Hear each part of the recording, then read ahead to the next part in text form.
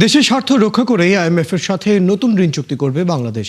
সচিবালয়ে সাংবাদিকদের প্রশ্নের জবাবে এই কথা জানিয়েছেন অর্থমন্ত্রী আমির খসরু মাহমুদ চৌধুরী।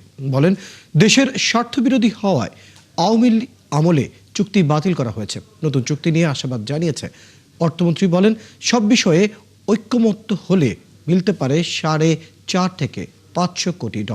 শারমিনের রিপোর্ট। অর্থনৈতিক সংকট মোকাবেলায় 2023 সালের জানুয়ারিতে আইএমএফের সাথে $470 কোটি ঋণ চুক্তি করে তখনকার আওয়ামী লীগ সরকার। পরে বাজেট সহায়তা বাবদ আরও $80 কোটি যোগ করে তা $550 কোটিতে উন্নীত করা হয়। তবে গত বছর পর্যন্ত 5 কিস্তিতে $360 কোটি ছাড় করার পর বিভিন্ন বিষয়ে মতৈক্য না হওয়ায় বাতিল হয় সেই চুক্তি। সচিবালয়ে অর্থমন্ত্রী জানান, স্বার্থবিরোধী বহু শর্ত থাকায় তা থেকে সরে আসে বিএনপি সরকার। কালার এক্সপার্ট ডার্ক স্যাপ এবং মাইল্ড অন হ্যান্ডস টেকনোলজি সমৃদ্ধ অরিক্স অ্যাডভান্স ডিটারজেন্ট পাউডার আপনার লন্ড্রি এক্সপার্ট। এর প্রোগ্রাম থেকে বেরিয়ে আসছি, কারণ ওরা আগের প্রোগ্রাম ছিল ওই স্বৈরাচার আমলের যে প্রোগ্রামটা করেছিল ফ্যাসিস্ট আমলে, ওখানে অনেকগুলো বিষয় তো আমরা সম্মত হইনি। তো সেই কারণে আমরা সেই প্রোগ্রাম থেকে বেরিয়ে আসছি।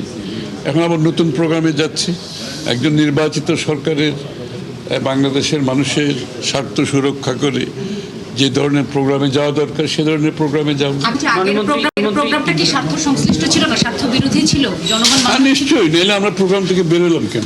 অনেকগুলো কন্ডিশন ছিল যেগুলো আমরা মনে করেছি সরকার হিসেবে, নির্বাচিত সরকার হিসেবে গ্রহণযোগ্য নয়।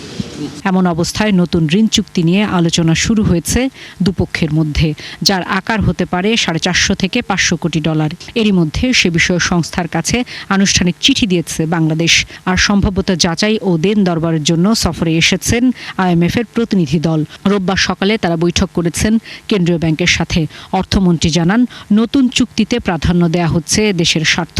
আমি কিস্তির টাকার চেয়ে আমার জন্য যেটা গুরুত্বপূর্ণ, আমি যে প্রোগ্রামে যাব এখানে বাংলাদেশের মানুষ, বাংলাদেশের স্বার্থ, অর্থনৈতিক স্বার্থ সংরক্ষিত হবে কিনা, এটা আমার জন্য সবচেয়ে গুরুত্বপূর্ণ। প্রশ্নের জবাবে অর্থমন্ত্রী বলেন, দেশের ভাবমূর্তির ইতিবাচক পরিবর্তনে ভিসা নীতির সংস্কার প্রয়োজন। পর্যটন, এখানে যারা বিনিয়োগ করবে, এই দেশে মানুষ আসবে, এই দেশের উপর আস্থা রাখবে, ভিসা নীতিতে একটা বড় ভূমিকা আছে। শারমিন নীরা, 71, ঢাকা।